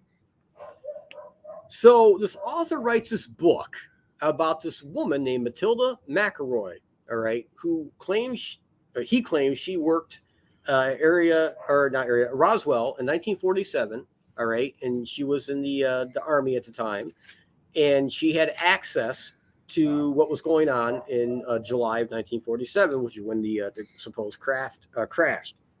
Then the author never met Matilda McElroy. He had a 20-minute phone conversation with her 10 years before he wrote the book. So 10 years ago, before he writes this book, he claims that she called him out of the blue, and they had a phone conversation about what she witnessed in Roswell, New Mexico. All right, so 10 years later, after the phone call, Mr. Spencer claims he received a package, which he claims he destroyed, so no evidence remains. He claims it came from Miss McElroy. The package had documents and transcripts allegedly from Matilda O'Donnell McElroy and her experiences at Roswell, 1947, the Army Air Force Base. Now, I personally have done extensive researches to confirm that a Matilda McElroy existed, yet found nothing. No records of any kind, including military. Nothing. I can't find this woman existed anywhere. The author claims that Miss McElroy to be a senior master sergeant, and she received the Woman's Air Force Medical Corps. Wait a minute, back up. Army Air Force Medical Corps, retired 509th Bomber Group, Roswell, New Mexico. All right, Woman's Army Air Force Medical Group. That's what she was part of, apparently. The rank of Senior Master Sergeant, okay, didn't exist in 1947. And the Army Air Force went out of existence September 18th of 1947, when the U.S. Air Force was established by the National Security Act of 1947, which Truman, obviously penned in. The rank was not established until 1958. There's absolutely no way that Miss McElroy, if she did even exist, had this rank. All right, so right now we know this is all bullshit. Mm-hmm. So, crap. Mr. Spencer has his own website, the author, promoting his books and other items. He was not connected to the UFO field in any way, nor did he have any books that sold well in order to make him a well-known name. So why on earth would this claim Matilda McElroy contact him of all people to dump her story to, and 10 years later send him a box full of documents to prove her story, only to have him destroy the evidence? Does this make any sense? Oops. Yeah. So don't buy this book, The Alien Review by Lawrence Spencer. It's bullshit. Okay. Can if you want. Yes. We're not saying you can't buy the book. We're just recommending that you don't. Yes. So my conclusions are this. He fabricated the story to make a profit off of very gullible UFO believers, which I said before. You can't convince them, anything is fake. It's all real in their minds. UFO books are a big seller. They are even bigger today, believe it or not, to a very specific slice of the public. I'm leaning on this conclusion to be the correct one. Of course, there is option number 2. Again, number 2 is possible. We'll get into why. Perhaps he was used in an attempt to spread disinformation. It is well known that the intelligence community will fabricate stories, fake documents, and send them out to specific targets in order to use them to spread disinformation. They do this to throw researchers off a specific path, provide cover for real top-secret programs and related information. This is not confined to the UFO field, but all fields that are of the sensitive nature. They will purposely put out this information, doesn't matter what it's about, to mask what they're really doing. It could be about a fighter jet, a new tank, a destroyer, whatever. Right. This is just something they do. All right.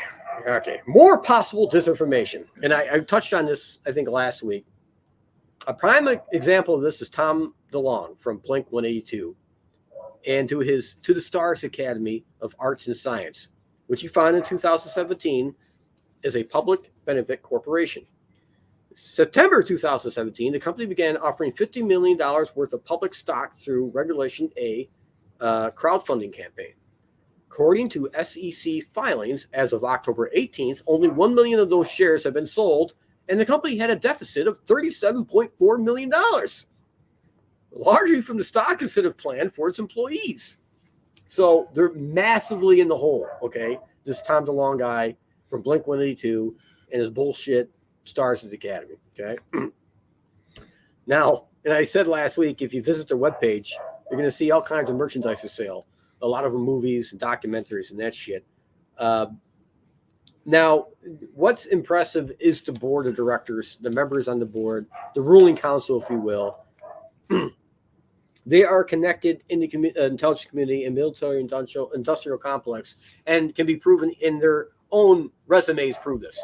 These are the former heads of Lockheed Martin, former, intelligence officers for the Northeast region of the United States. These are people well connected from the NSA to CIA, Lockheed Martin, right. Boeing. These are the who of our industrial military industrial complex.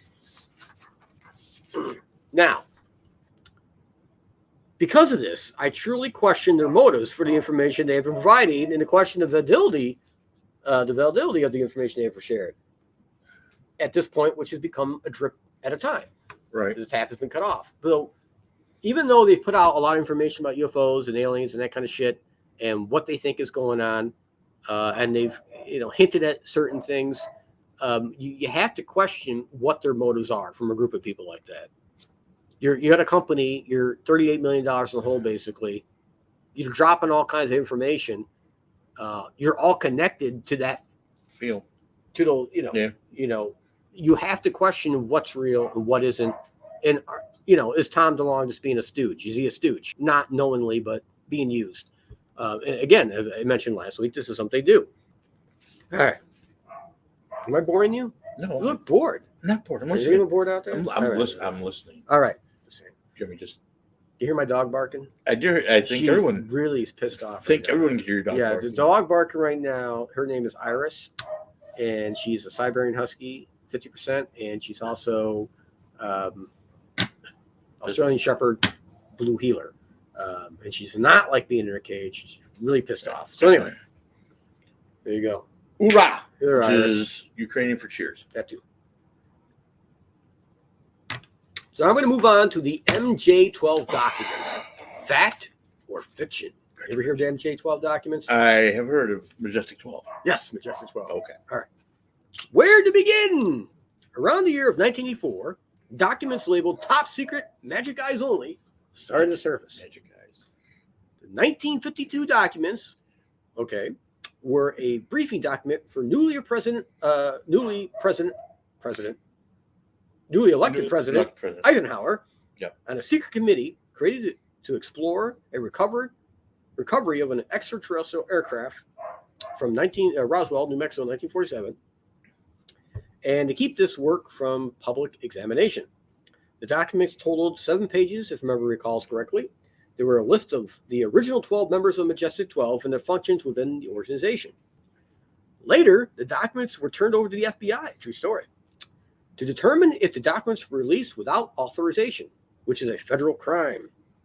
The FBI went to the Department of Defense, and they told the FBI, without an investigation, by the way, that the documents were bogus. Literally bogus. That's the word they used. Later, the Air Force Office of Special Investigations also claimed the documents as bogus. Again, their word, bogus. And they actually wrote on the documents, Department of Defense, or the FBI did, bogus, bogus, bogus, bogus. Okay. But here lies the problem. There was indeed a document located in the National Archives that referenced an upcoming meeting with then President Eisenhower in regards to Majestic 12.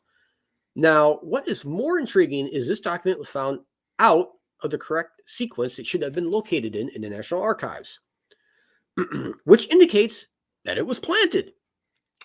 Now, one has to question who would have the required access to plant a document in the National Archives.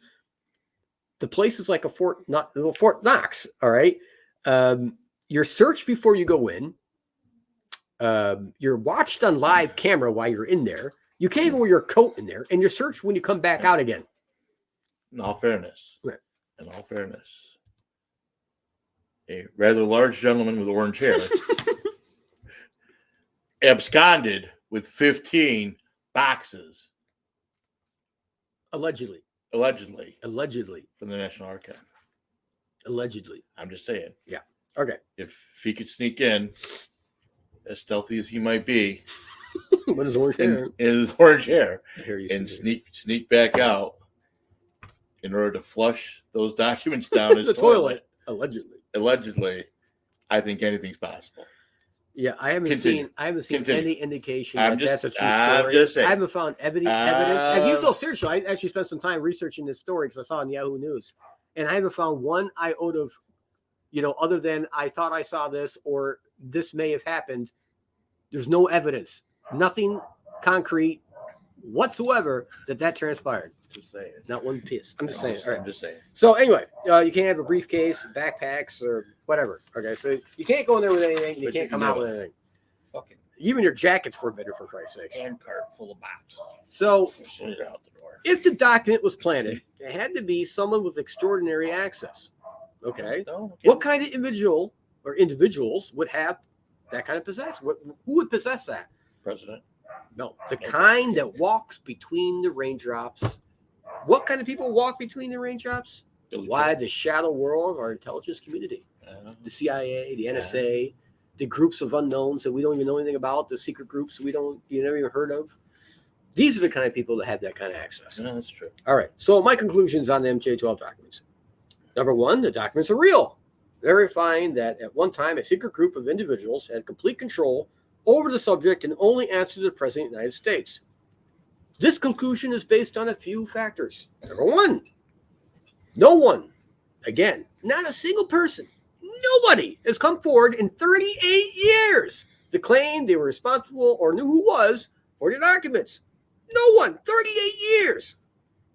All major hoaxes eventually come out.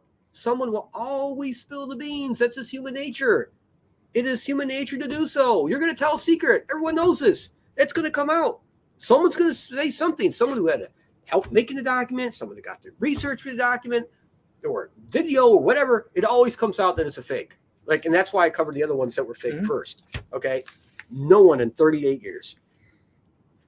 Other fully declassified and verified documents under the Freedom of Information Act reference a secret group that were in charge of the UFO subject. That's a fact.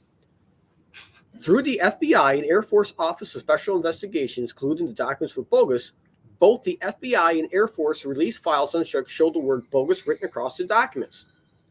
The last page is President Truman's signature authorizing the documents to be released to the incoming president. Truman's secretary confirmed it was indeed his signature before she passed away. She confirmed that indeed that's exactly how he wrote. Doesn't mean it can't be fake, but she said it was his. Number 4, there are references at Ronald Reagan's presidential library to MJ-12. Some of the documents are still classified and not accessible. The documents that are date back to 1985, which is before the FBI was aware of the MJ-12 documents. These are interesting little facts to help prove that these were real documents. Okay, number 5. This is my favorite part of this whole deal. A former CIA agent came forward on his deathbed in March 2013. He was 77 at the time and died of kidney failure, detailing his involvement with getting Majestic 12 to respond to then President Eisenhower. To give a snapshot of what transpired, Eisenhower was not receiving reports from the current Majestic 12 members working out of the S4 complex at Area 51. The CIA agent and his boss were called in the Oval Office. They met with Eisenhower and then the VP, Richard Nixon. Eisenhower told the 2 CIA agents that they had requested numerous times project reports from the MJ-12 group, who were based in Area 51, S4 complex. Interesting to note, this is in 1989, this is exactly the same S4 complex that Robert Lazar claimed he worked at. Okay. Apparently, MJ-12 responded to the president and told him that civilian government authority had no jurisdiction over the top secret programs that they were working on. Now, Eisenhower was the supreme commander of Allied forces during World War II in Europe. Eisenhower was less than pleased with the response he received. He instructed the 2 CIA agents to fly out to Area 51 and deliver a personal message for the president. He said, if a member of Majestic 12 was not in his office by the end of the week with a full report, he would take the 1st Army group out of Colorado Springs and invade the base and take it over. He did not care what classified items they were working on. They would tear the base to shreds, end quote. The message was delivered, and the members of MJ-12 were indeed at the president's office within days of receiving the threat from the president. They gave him a proper briefing. Now, let's not forget President Eisenhower's January 17th farewell address to the nation, 1961. This conjunction of immense military establishment and a large arms industry is new in American experience. The total influence of economic, political, even spiritual, is felt in every city, every state house, every office of the federal government. We recognize the imperative need for this development. Yet, we must also not fail to comprehend the grave implications. Our toil, resources, and livelihood are all involved. So is the very structure of society. In the councils of government, we must guard against the acquisition of unwarranted influence, whether sought or unsought, by the military-industrial complex. The potential for disastrous rise of misplaced power exists and will persist. We must never let the weight of this combination endanger our liberties or democratic processes. We should take nothing for granted. Only alert and knowledgeable citizenry can compel the proper meshing of huge industrial and military machine of defense with our peaceful methods and goals, so that the security and liberty may prosper together. So he knew when he was leaving office. I think it was a pretty well, shot across the bow that they were losing control, of the information, of how it was being handled to the military industrial complex. And he could see the writing was on the wall. Right. I have one more for you. Now, this comes out of Russia. So if we're talking about Russia, this is a great tie-in. Actually, yes. It would be. When I find it. Aha! You want to see a real alien on live video again. This is one I recommend because this shit blows me away. And what blows me away about this particular, these videos, there's 4 of them, 3 that actually include an alien, is the amount of research by independents, not just, YouTubers, or what Twitter people or whatever. These are people who specialize in making commercials and CGI, major corporations who have major contracts for commercial making, some Hollywood studios. This video was taken apart and put back together by some of the brightest minds in that industry. And what I found fascinating is they couldn't prove that the shit was fake. I mean, it's just mind-blowing. And when you see the videos, I'm going to give you the links and tell you where to find it. It's going to blow your effing mind. And what surprises me is how many few people actually know this video exists and how many people actually viewed it. Right. This is crazy shit. So here we go. Real possible footage from none other than Mother Russia. And on April 13th, 2011, a new YouTube account was created by a name of Ivan0135. One word, Ivan0135. 4 videos have been uploaded to this account by May 1st. Each video is short. 3 show what is claimed aliens from the Zeta Reticuli star system. Now, what's interesting about that is the Zeta Reticuli star system is a binary star system. There's 2 stars, Zeta 1 and Zeta 2. Now, this is where Betty and Barney Hill said that the aliens that they encountered, their famous, encounter, came from. This is what they were told by the aliens they came from was Zeta Reticuli. Well, we know as Zeta Reticuli, I should say. Since this date, long-term and extensive research into the videos themselves for fake, forgery, CGI have been launched and completed. The videos have been verified not to be CGI by multiple expert sources and companies. The search then was on to identify who Ivan1035 was, with absolutely 0 success. The language translation onto the videos indicates that the source was Russian with a limited understanding of the English language. And you'll see this in the videos when you see what's written on the videos, superimposed of what the explanation is. It's obviously it's someone to me that has a very poor understanding of how the English language is. 11 years have passed since these 4 videos were uploaded. There have been no claims, again, 0, by any person or group taking responsibility for the footage.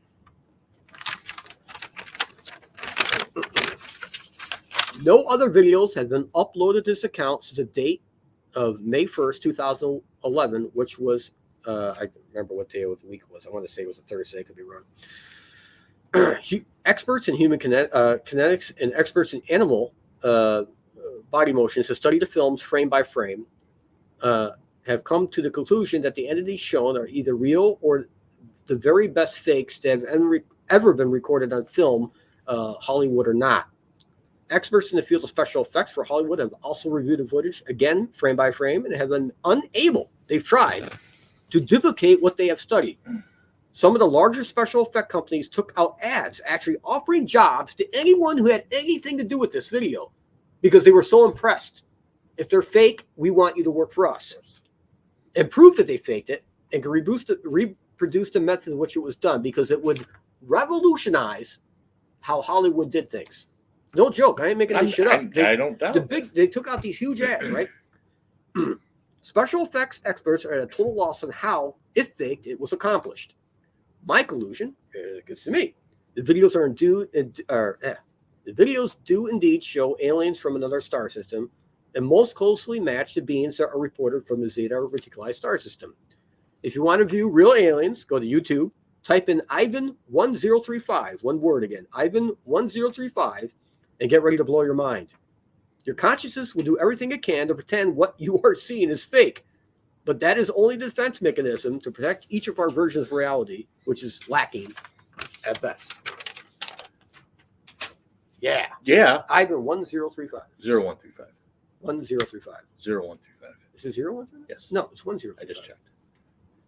I really wrote it down. You said it right the first time you said it. Oh my God, I did. But then I think you were transposing the digits later on. Yeah, I did. Yeah. So it's Ivan 135. 135. Yeah. Ivan, and I just checked, and you type it in, it comes right up. There's not a lot of Ivan 0135s out there. Right. Alien footage, leak footage, things like that. So I'll put those links on the website as well. Right. So and apparently the footage comes from the KGB files, just so you're aware where it comes from. You can actually, what he's done, and you can actually hear, when you watch the videos, you can actually hear the clicking of the old reel. And he's actually videotaping the old, what he's playing. And that's, you'll hear a clicking sound. And that's how he took the footage. And again, he's disappeared. I mean, and no one's claimed anything, which is a fascinating story in itself. And it'll blow your mind, man. And the videos aren't long, but there's enough to you'll see. You got to watch. Have you seen this stuff?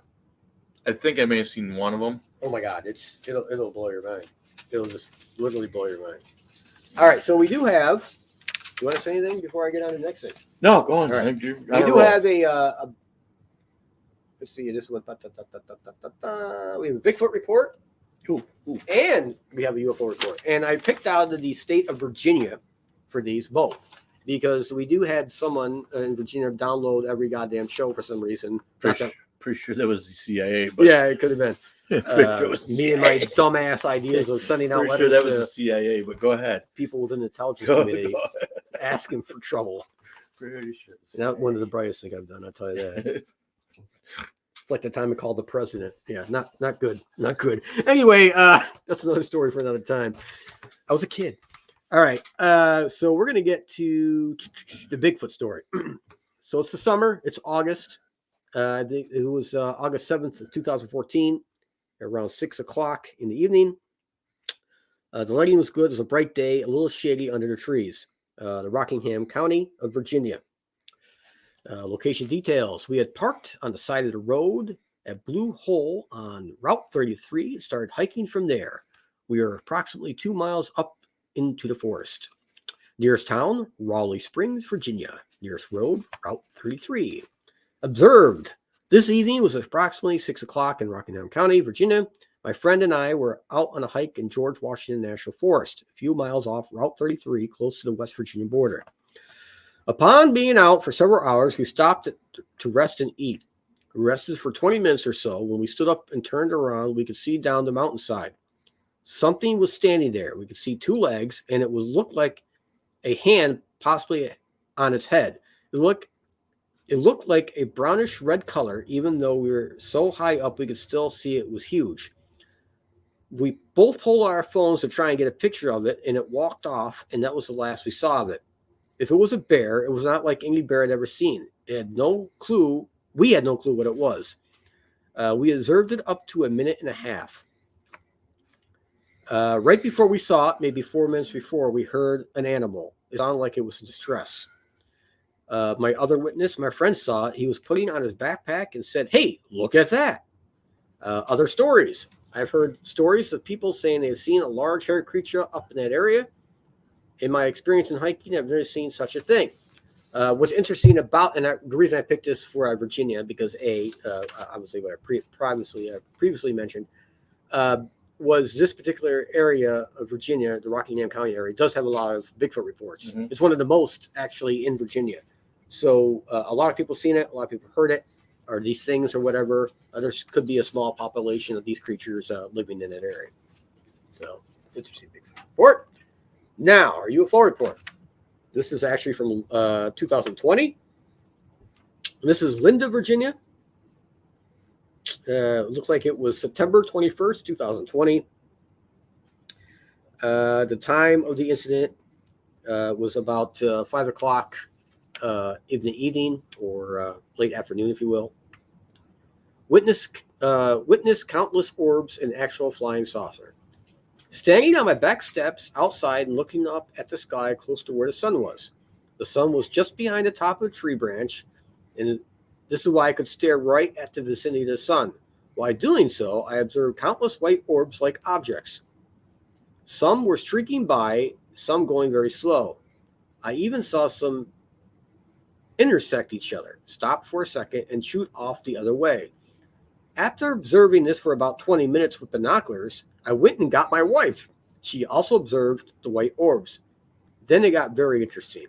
While me and my wife were still watching, I saw a darker object, which at first I thought was a bird.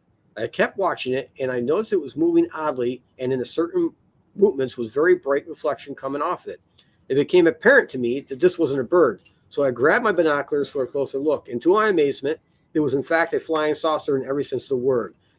When observed through binoculars, it was reddish metallic color and clearly a saucer shape with a dome on top, all seamless. The object was visible for about 30 seconds or so, but I only observed it with binoculars for about the last 5 seconds, since I thought it was a bird for the majority of the time before I put the binoculars on. It was truly an amazing experience and changed my thoughts on what we perceive as reality. Imagine that. See it, Believe it. and you believe it. And you believe it. So, same way, all the paranormal fields. Yes. Not just You UFOs. have to experience it in order to cryptids. believe it. But you get back to the Majestic 12 documents. The first 12 members are just, look them up. They're still on the internet. You can find them. You can find the 12 members in Majestic 12. You can look up each person. And, Stanton Friedman, who's now passed away, nuclear physicist, PhD.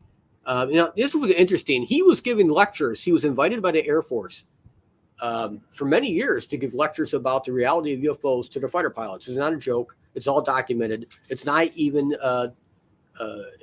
it's never been refuted by the Air Force. They acknowledged that Stanton Friedman did this as part of their records, by the way. They invited him, and he would actually give seminars to their fighter pilots in their academies, getting them ready for what they would witness in the skies that they couldn't identify, UFOs. The reality of UFOs, as it was called. So anyways, a nuclear physicist. He's worked on top secret programs for the U.S. government, Los Alamos, whatever. And, of course, he was a keynote speaker for the Air Force and giving briefings to their pilots in the Air Force Academy. He did extensive research on the MJ-12 documents. And I think he may have been one that found it in National Archives, the document I referenced that was talking about the maybe come up. He also went, when you're an investigator on things like this, you kind of sometimes to pretend you're someone who you're not. So he would go, a lot of these original members of long dead, some of their spouses were still alive. And if not their spouses, their children were. And he had access to their diaries. And it was quite apparent that some of these members in their diaries were leading a double life. They never referenced Majestic 12 directly, but they acknowledged the fact that we were part of a secret group investigating something that was beyond top secret. In fact, it had the classification, as one person wrote in the diary, higher than the atomic bomb at the time. So the classification was higher than the technology and the secrets behind the atomic bomb. That's the type of subject we're talking about. So not only was able to verify that, but he was the one that hunted down Truman, President Truman's secretary, and was able to get her to sign the acknowledgement that was indeed Truman's signature on the last page of the MJ-12 documents. The story goes on, but Stanton Friedman was paramount in providing the investigation into the documents to prove, or at least help prove, that more than likely they were, in fact, a real group of people at one time. Now, is Majestic 12 still around? Does people take over? We don't know. But there's obviously people somewhere that have access to the information, well-funded. They're outside normal military circles and outside normal, NSA, CIA circles. It was Senator Barry Goldwater, who was actually a Republican nominee for president. It was a 60. What year was it? 68. Could have been 68. 68 was an election year. All right. So 68, 72. Yeah. 172. Yeah, no, it was in the 60s, but Yeah. he was the Republican nominee for president, Senator Barry Goldwater. And he wrote numerous times, he talked about it in film actually, he tried to get access to the UFO files. He went to General LeMay, actually. It was the head of Air Force Command in the 60s. And he had asked General LeMay if he could have access to the UFO files. He said, quote, unquote, hell no, don't you ever ask me again. And he blew off the senator. And the senator's like, well, you Joint Chiefs of Staff just told you to go fuck yourself. He wasn't going to push the issue. No. Not back then. Jackie Gleason was a big UFO buff. Mm-hmm. A lot of people don't know this about Jackie Gleason. Honeymooners. And Smokey and the Bandit. Great actor. Great movie. But anyway, getting back, Jackie Gleason. Jackie Gleason actually designed a house he lived in. It was shaped like a UFO. A lot of people don't know about this. I ain't making this shit up. That. Yeah, there's little facts that I know, right? Crazy shit. He actually had a house that was shaped like a UFO because he was so fascinated, but he saw one. And he can never wrap his mind about like around what he had saw. And it haunted him as a person. And he was really good friends with Richard Nixon. A lot of people didn't know about this. He was at the White House numerous times. But he claims, or like, well, let me back up. He never claimed. His ex-wife, or not ex-wife, his wife, because he passed away, claimed that one night he came home and he was all excited. And she never seen him this excited because he wasn't that kind of person. And he said, I got to tell you something. I got to tell you something. You can never tell anyone. And I got to take this to my grave. I promised the president I would. This is when Nixon was president. And he said he met with the president. And the president knew he had this great interest in UFOs. So he arranged something. And he took him out to a base somewhere. Didn't tell him where they were going. Blindfolded them. They had blindfolded and all this shit. The president knew they were going, but he didn't know where they were. I think I heard something about this a long time ago. And he got to see alien bodies. He actually got to see the alien bodies in status, that had been recovered from this crash or that crash. There was more than one crash. And it just blew his mind because now he's like, oh my gosh, it's real. And he couldn't tell anyone. And it drove him nuts so he couldn't talk about it. But he gave his word. So interesting little tidbit out of history a lot of people don't know about. Nixon was like that. Yeah. Gave Elvis a badge. He did give Elvis a badge. Elvis wanted to be a special FBI agent. Yeah. To help with the drug problem. Yeah. Got him a badge. He was doing drugs the entire time. Nixon. Tricky dick. Yep. Only Nixon go to China. Only Nixon can go to China. Yeah, welcome proverb. Right. True story. So Richard Nixon's back again. Yeah. Billy Joel song. We didn't start the fire. So I don't know where I was going with all that story, but I've seen a little thing. Yeah, little facts. Yeah. I'm trying to think which show that was. I was watching. Yeah. I remember hearing something about that where it must have been the president just took this person out and. Want to see some aliens? Yeah, I'll show you aliens. Yeah. Ah! I'm Richard Muckin Nixon. That wasn't on tape. Well, that's cool. That's and it's interesting. I have another story. There was a young man who worked in the White House, and he was a lower level. He had been in Air Force One before. So he had encountered the president at the times from time to time. Mm-hmm. Brief conversations. Whatever. Yeah. Mr. President, how you doing today? Right. You didn't really talk to the president unless you had something to talk about. So he was on Air Force One, and they were flying to Hawaii. I want to say it was Hawaii. I could be wrong. Maybe it was Bermuda or some shit but it was actually JFK, John F. Kennedy. And this young man, and the president saying, what are you doing? Well, I'm doing this, that, sir. And he's like, well, come on, hang out for a few minutes. So he sat down, and the president had documents in his hand and had top secret this and UFO written over here. And he didn't want to stare. He knew it was top secret. He knew, ramifications of doing that kind of shit. And the president, saw that he looked away. So he took the documents, he put them down. And he looked at the young man. He goes, you want to know something?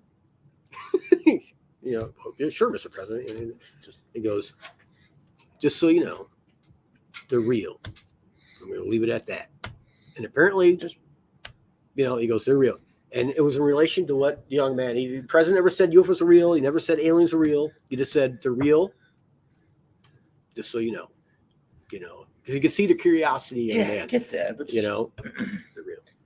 These fuckers are chatty Cathy. Yeah, well, some of them are, some of them aren't. Some of them are, and some of them aren't. Can only imagine.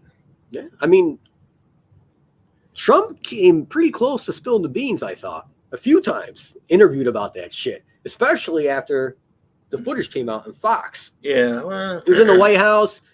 He's being asked questions. Well, before it was Trump was like, nah, there's nothing to it. People are seeing, people aren't lying, but they're just not seeing what they think they're seeing, how he phrased it. But he changed his tune after the footage came out. He's like, well, anything's possible. Anything's possible. Then the Space Force comes about. We need a Space Force immediately. He changed his tune. One of the presidents who changed her tune in the opposite direction was actually Jimmy Carter. Yeah. Jimmy Carter had a UFO experience. I want to say it was 1974, 73 or 74. Witnessed with a ton of other people. They set up, it went on for like 10 minutes. It wasn't a short period. And he was just blown away by what he saw. So he started pounding on doors before he was president, asking questions. No one tell him shit. So when he got elected to be president, at the time, the head of the CIA was none other than George fucking Bush. So he went to George Bush and said, I know what I saw. Private conversation again. I want to know what we know about these things. And Bush told, and I'm making he told him, he said, you don't have the proper clearance to look at that. They just told him to fuck off. Told the president of the United States, fuck off. Jimmy Carter fired George Bush. He no longer had the CIA after that. I don't know if you know this or not. Yeah. True story. Where did George Bush end up? Running for president against Jimmy Carter. Right. And he lost to Reagan, and Reagan picked him as running mate. These are all true stories. And we never had a vice president or then president or become a president who was also the head of the CIA at one time. These are all new groundbreaking things happened in that time frame. So former CIA agent, head of the CIA, becomes vice president, then he gets elected president of the United States. Crazy. Just absolutely nuts. I agree. 100. Yep. 100%. History facts. Fun. Yeah. That's good. I didn't have any planned. What's that? I didn't have any plans, so I'm glad you got historical facts. Yeah, I did. I have a lot of historical facts. My mind is filled with useless shit. No one else would have. Completely useless. That makes it entertaining. Yeah. It does make it entertaining. People don't know these things. Oh, all right. We are almost 2 hour point, so let's tie things together. God bless. Just God, water. Just water. Yeah.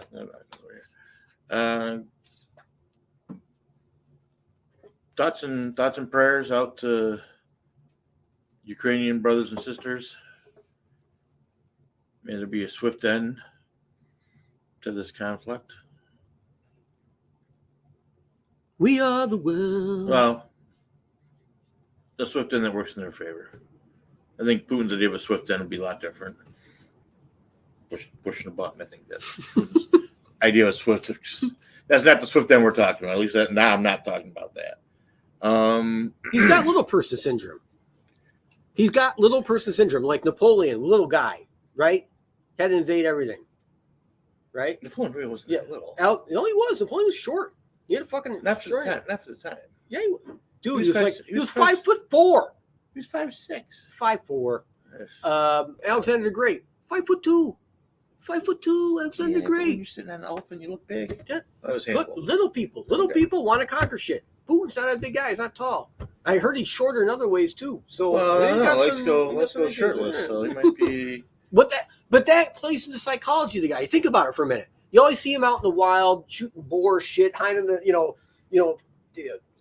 waist up naked on a back of an elephant or some shit, crazy shit. Yeah, and that's all to project his masculinity. I'm strong. I'm Russian. I'm the leader of Russia. That's a whole psychological aspect of things. Maybe he's a very insecure person who needs to do that.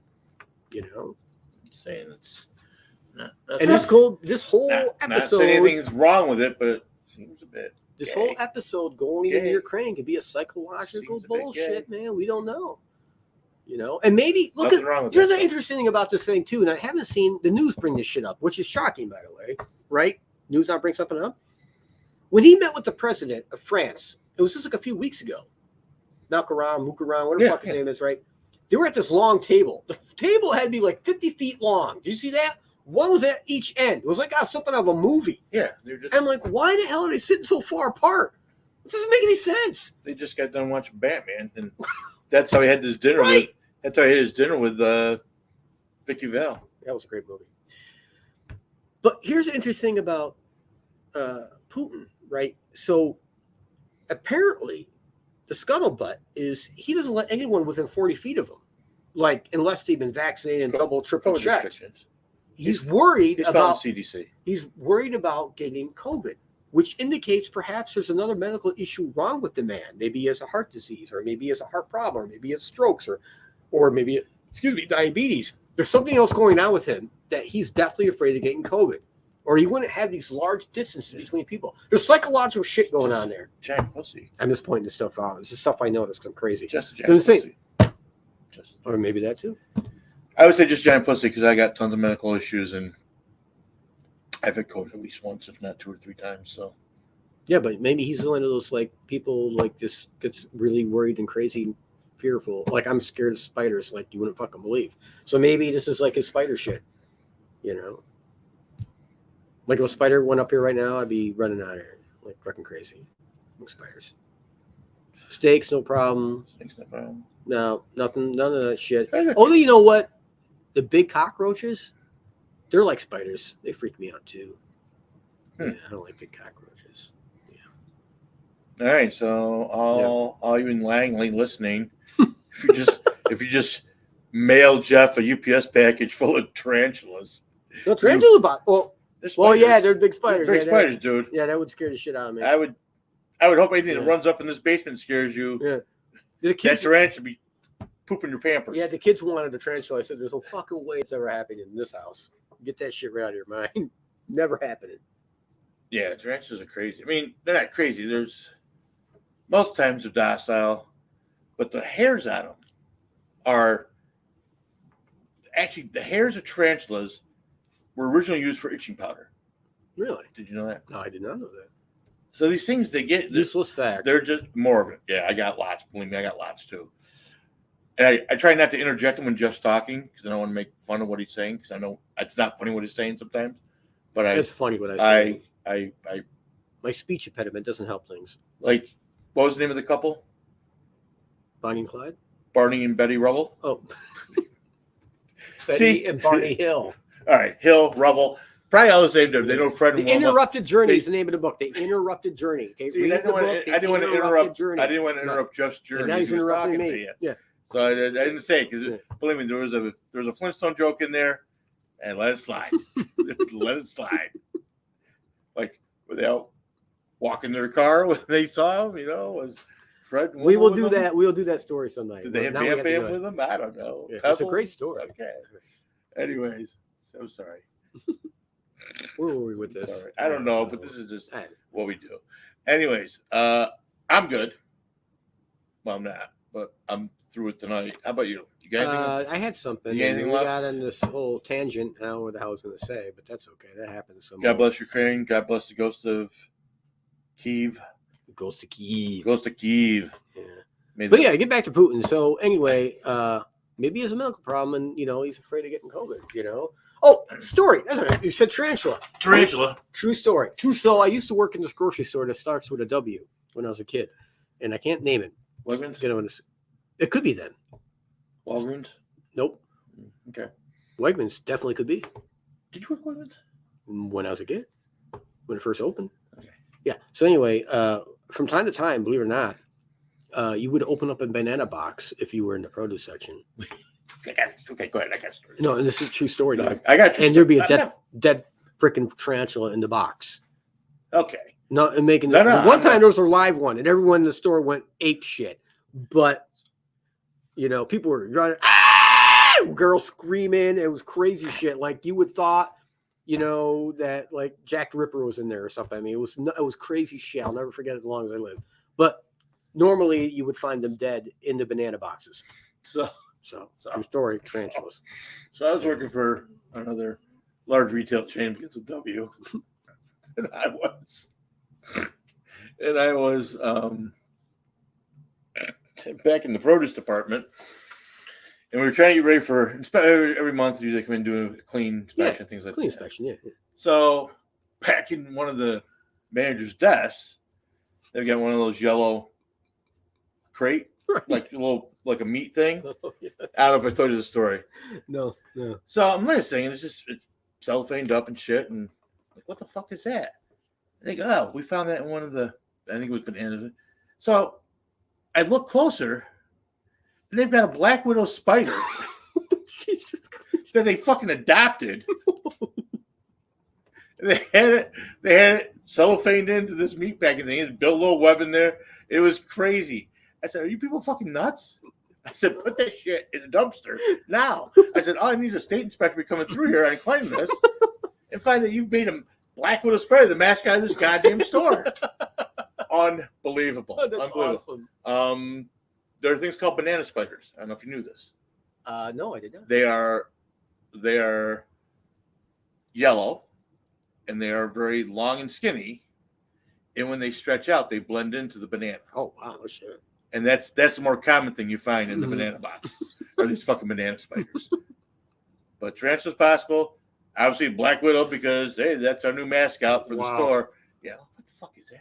It's Black Widow Spider. I said, what do you get that going? Yeah, kids when they're young.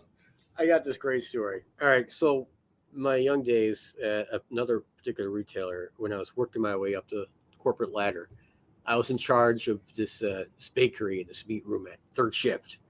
And it was this baker, and we'll call him Dick. I seen that was his real name. We'll call him Dick. And Dick was highly, highly intelligent. He was an older man. He was probably in his 50s at the time. Highly intelligent. Hell of a baker. But he had an alter ego called Richard. I'm not making this up, right? So me and Dick got along. But when Richard showed up at work, because I was an authority figure, Richard didn't like me. So Richard always make little remarks about, shooting me or watching me die or whatever. Nice. Crazy shit. Yeah, right. One night I was doing something. I was kind of bent down on the floor doing something with a box. And he came up behind me and put his finger to the back of my head and did a click, click, click sound. Right. And I was about to leave for my honeymoon at the time. I'm making this up. I'm like, this is crazy shit. I'm like, dude, what the fuck's wrong with you? I knew he had issues, so you don't push the issue with people like that. I'm like, whatever. So when I'm on vacation, and the store manager, his name was Paul. He knew this guy wasn't right. Everyone knew. So that Dick was a real Richard. Yeah. Yeah. Okay. Right. So I had bought gifts for everybody. Honeymoon gifts. Man. And I got Richard a toy gun. I thought it was funny. So I come back from my honeymoon. I'm handing out the gifts, and third shift, I hand Richard the gun. He's so happy to have the gun. So anyway, that night he got pissed off at me. By the morning, I was his friend, and then that the morning he wanted to kill me. Even though I drove him home every night and dropped him off. Jesus. Yeah, I would, because I was on my way home anyway, so I'd give him a ride home. Okay. Another thing about if you see this guy walking, by the way, he carries like $1,000 in his pocket, and he walks down deserted roads to get home. So if you ever want money, I'm just telling you. Anyway, just didn't tell that part of the story. Crazy. So the next morning, he comes in, I guess, to complain about me or something, right? Mm-hmm. To the store manager. And the manager's already not happy with him. We'll call him Paul. Dick did something to someone else, and he had to call Paul or Dick anyway to talk to him. So Dick thinks he's going to be funny. So he has that toy gun. He brings it in the store. The door's open, and one of the other supervisors that I know very well was in the office with Paul at the time. He comes around the corner, pulls out the gun, says, "Hey, Paul!" And here's Paul sitting at the computer desk and just drops his arms. His mouth dropped. He went white. He thought he was because he knew the guy was crazy. He thought he was going to be blown away. It turned out to be a toy gun. So he got fired on the spot. That you got for him. He got fired on the spot for the gun I bought him, right? So the next night, I come into work, and there's Paul waiting for me. He goes, I fired Dick, I go, oh, really? He goes, yeah. I heard you bought the goddamn gun, Jeff. What were you thinking? It was a gift. I was thinking Dick knew how to handle it. Richard had the problem. You're right. Which one pointed the gun at you? Yeah, that's what I said. I said, well, who pointed? He didn't think it was funny. He did not think that was funny. Yeah. But I never laughed so hard in my life when I found that out. I mean, because the other supervisor told me what happened. You're right. He goes, Jeff, I was there. You should have seen it, dude. It was still like the best thing ever. And I literally, I was laughing so hard because, I bought the gun. And it was all these little. No, I was on the floor holding my gut. I was laughing so hard. It was a great moment. One of the best moments ever. Those days way back. Yes, the youngin' days. Way back when. Yep. Way back when. Last words, Jeffrey. Keep watching the skies. Keep watching the skies.